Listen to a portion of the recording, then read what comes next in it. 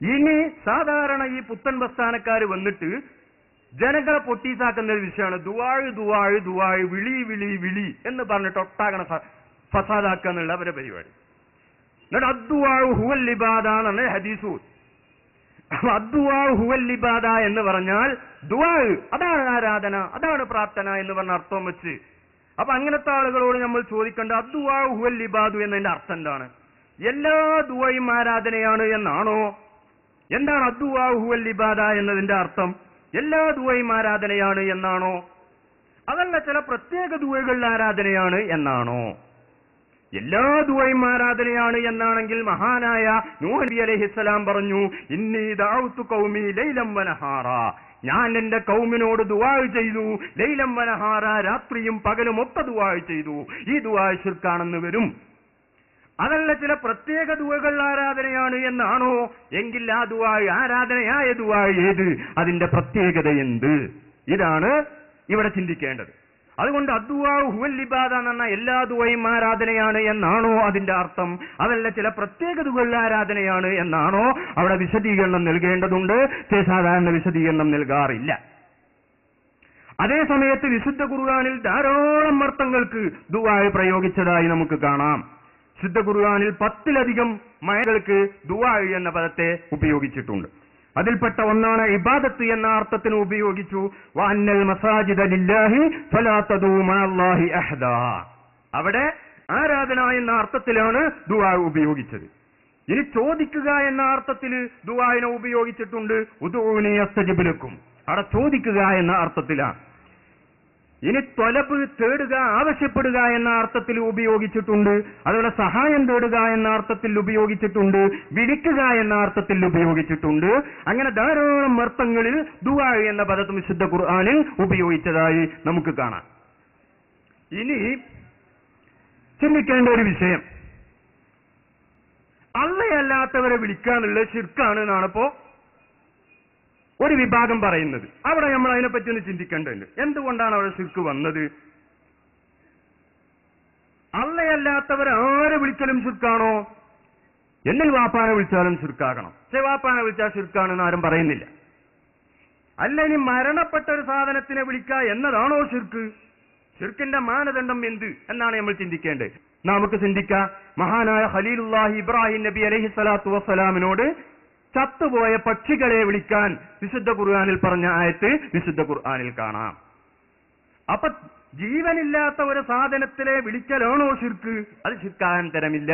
അങ്ങനെയാണെങ്കിൽ ഇബ്രാഹിം നബി അലൈഹിസ്സലാം ചത്ത പക്ഷിയെ വിളിച്ചിട്ടുണ്ട്, വിശുദ്ധ ഖുർആനിലുണ്ട്. അല്ല, ഇനി പക്ഷികളല്ല ഒരു വ്യക്തിയെ വിളിക്കലാണോ ശിർക്ക്? മരണപ്പെട്ട ഒരു വ്യക്തിയെ വിളിക്കലാണോ ശിർക്ക്? അതും ശിർക്കാകാൻ തരമില്ല. കാരണം ഇമാം ബുഖാരി ഉദ്ധരിച്ച ഒരു ഹദീസിൽ കാണാം, നബി സല്ലല്ലാഹു അലൈഹി വസല്ലമ തങ്ങൾ പോയിട്ട് ബദർ യുദ്ധം നടന്നതിന് ശേഷം നബി സല്ലല്ലാഹു അലൈഹി വസല്ലമ തങ്ങൾ പോയിട്ട് അബൂജഹലിനെയും ഉത്ബത്തിനെയും ശൈബത്തിനെയും വിളിച്ചത് സ്വഹീഹായ ഹദീസിലുണ്ട്. മരണപ്പെട്ടുപോയ ഒരു വ്യക്തിയെ വിളിക്കുക, അതാണ് ശിർക്ക്. അതും പറയാൻ നിർവാഹമില്ല. കാരണം മരണപ്പെട്ടുപോയ വ്യക്തികളെ വിളിച്ചിട്ടുണ്ട്. ഇനി മരണപ്പെട്ടുപോയ വ്യക്തിയെ സഹായത്തിന് വേണ്ടി വിളിക്കലാണോ ശിർക്ക്?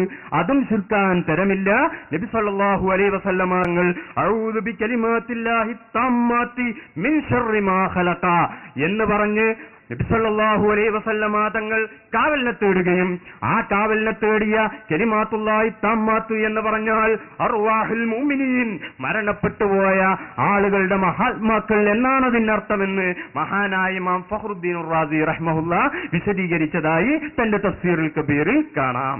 അപ്പൊ സഹായത്തിന് വേണ്ടി വിളിക്കലും തെറ്റല്ല, മരണപ്പെട്ടുപോയ വ്യക്തിയെ വിളിക്കലും തെറ്റല്ല, മരണപ്പെട്ടുപോയ മനുഷ്യനല്ലാത്ത ഒരു സാധനത്തിനെ വിളിക്കലും തെറ്റല്ല. പിന്നെ എന്തുകൊണ്ട് ഇസ്തിഗാസ ശിർക്കായി? ഇതാണ് നാം ചിന്തിക്കേണ്ടത്. വിളി ധാരാളമുണ്ട്. പള്ളിക്കബറിൽ ചെന്ന അസ്സലാമു അലൈക്കും ദാറ ഖൗമിൻ മുഅ്മിനീൻ, അവിടെ മരണപ്പെട്ടുപോയ മുഅ്മിനീങ്ങൾ ഒട്ടാകെ വിളിയുണ്ട്. നമ്മളൊക്കെ സാധാരണ വിളിക്കുന്നതാണ് അസ്സലാമു അലൈക്കും ദാറ ഖൗമിൻ മുഅ്മിനീൻ. അപ്പൊ മരണപ്പെട്ടുപോയ വ്യക്തികളെ വിളിച്ചത് കൊണ്ട് മാത്രം ശിർക്കാവോ? ശിർക്കാവുമെന്ന് പറയാൻ യാതൊരു ന്യായവും നമ്മൾ കാണുന്നില്ല. പിന്നെ എന്താണ് ഇതിന് കാരണം? അല്ലാഹു സുബ്ഹാനഹു വ തആല ഞാൻ നേരത്തെ പറഞ്ഞു, ഈ ലോകത്തെ സൃഷ്ടിച്ചതും ജനങ്ങളെ സൃഷ്ടിച്ചതും മുഴുവനെയും സൃഷ്ടിച്ചതും അല്ലാഹുവാണ്.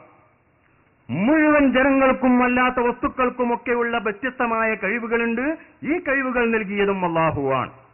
അപ്പൊ ഈ അള്ളാഹുവിനെ മറികടക്കുന്ന ഒരു വിളി, ഈ അള്ളാഹുവിൽ നിന്ന് പുറംചാടുന്ന ഒരു വിളി, ഈ വിളി അള്ളാഹു അനുവദിക്കുകയില്ല. അതേ സമയത്ത് അള്ളാഹുവിന്റെ കീഴിൽ നിന്നുകൊണ്ട് അള്ളാഹു പറയുന്നതൊക്കെ അംഗീകരിച്ച് അള്ളാഹുവിന്റെ കീഴിൽ നിന്ന് അള്ളാഹുവിൽ പൂർണ്ണമായും അംഗീകരിച്ച് ജീവിക്കുന്ന ആളുകൾ, അവർ മുഖേന അള്ളാഹു ചില സഹായങ്ങൾ മറ്റു സൃഷ്ടികൾക്ക് നൽകും. ഞാൻ നേരത്തെ പറഞ്ഞു, ഇവരോട് ചോദിക്കുന്നത് അള്ളാഹു നിശ്ചയിച്ചതായതുകൊണ്ട് അത് അള്ളാഹുവിനോട് ചോദിക്കുന്നതിന് തുല്യമാണ്. അതുകൊണ്ട് അള്ളാഹുവിനെ പുറംചാടി എന്ന് പറഞ്ഞുകൂടാ. അതേ സമയത്ത് അള്ളാഹുവിനെ എതിർക്കാൻ കഴിവുണ്ട്. ഏതെങ്കിലും ഒരു വിഷയത്തിൽ അള്ളാഹുവിനെ എതിർക്കാൻ കഴിവുണ്ട്. ആ നിലക്കുള്ള ഒരാളോട് ചോദിച്ചാലോ, നമ്മളൊരാള് ബദരീങ്ങളെ കാക്കണേന്ന്, മറ്റൊരാള് സ്നേഹിത കാക്കണേന്ന്. ഇവിടെ രണ്ടാളും വിളിച്ച അല്ലല്ലാത്തവര്. ഒരാള് സ്നേഹിത കാക്കണേ മഞ്ചരിയോന്നാണ്, മറ്റൊരാള് ബദരീങ്ങളെ കാക്കണേന്നാണ്. ഈ രണ്ട് സ്ഥലങ്ങളിലും വിളിച്ചത് അല്ലല്ലാത്തവർ തന്നെ.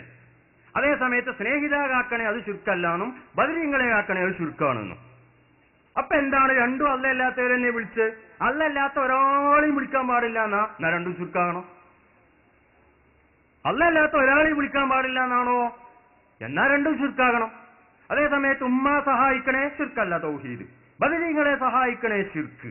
എന്താണപ്പത് വ്യത്യാസം? രണ്ടോടത്തും ഇപ്പൊ വിളിച്ച നമ്മൾ അല്ലല്ലാത്തവർ തന്നെ. എന്താണ് വ്യത്യാസം? ചിന്തിക്കേണ്ടതാണ്. അപ്പോൾ ഞാൻ പറഞ്ഞു വന്നത്, ഉമ്മാനെ വിളിച്ചാൽ ശിർക്കല്ല, സ്നേഹിതനെ വിളിച്ചാലും ശിർക്കല്ല, കാക്കണേ എന്നതാ ശിർക്ക്. ഞാൻ രണ്ടോടത്തും കാക്കണേ തന്നെയുള്ളു. ഇനി ഉമ്മ സ്നേഹിത ബദരീങ്ങളെ എന്ന വ്യക്തി കൊണ്ടാ ശിർക്കാണ്, ഞാൻ രണ്ടോടത്തും അല്ലല്ലാത്ത വ്യക്തികളുമാണ്. അപ്പൊ അല്ലയല്ലാത്ത വ്യക്തിയായതാണോ പ്രശ്നം? കാക്കട എന്ന് പറഞ്ഞ വിഷയമാണോ പ്രശ്നം? ഏതാണ് ഇവിടെ ശിർക്കാകാനുള്ള മാനദണ്ഡം? ഇതിലാണ് ജനങ്ങളെ ഇവർ വട്ടം കറക്കാറുള്ളത്. അതുകൊണ്ട് സഹോദരന്മാരെ, ഞാൻ പറയട്ടെ, അല്ലാഹു സുബ്ഹാനഹു വ തആല ഇന്നമാ വലിയുക്കും, തീർച്ചയായും നിങ്ങളുടെ സഹായി. സഹായി എന്നെ എല്ലാവരും അർത്ഥം പറഞ്ഞത്. അല്ലാഹു നിങ്ങളുടെ സഹായിയാണ്, ചോദിച്ചോളൂ. വറസൂലുഹു, റസൂലും സഹായിയാണ്, ചോദിക്കരുത് എന്ന് വരൂല. എന്നാ പറയുന്ന അർത്ഥമല്ല, ചോദിച്ചോളൂ. വല്ലദീന ആമനുല്ലദീന യുഖീമൂന സ്സലാത്ത വയൂതൂന സ്സകാത്ത വഹും റാകിഊൻ, വിശ്വസിക്കുകയും സൽക്രമങ്ങൾ പ്രവർത്തിക്കുകയും ചെയ്യുന്ന സത്യവിശ്വാസികളും നിങ്ങളുടെ സഹായികളാണ്, ചോദിച്ചോളൂ. സഹായിക്കും ചോദിക്കരുത്, സഹായിക്കും ചോദിക്കരുത്, ഇങ്ങനെ ഖുർആനിലുണ്ടാവില്ല. ഖുർആനിലല്ല എവിടെയും ഉണ്ടാവില്ല.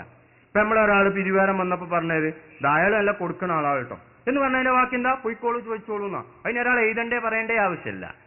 അത് ഖുർആന്റെ ശൈലിയാ. ഖുർആൻ എന്ത് എന്ന് ആദ്യം മനസ്സിലാക്കണം.